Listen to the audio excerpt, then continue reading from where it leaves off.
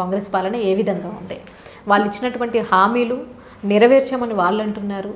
So ప్రతిపక్షాలు ఏమో మీరు ఎక్కడ నెరవేర్చారు, ఏవి చూపించండి అనేసి ప్రతిపక్షాలు అంటున్నాయి. సో మీకు ఎలా అనిపించింది ఆయన?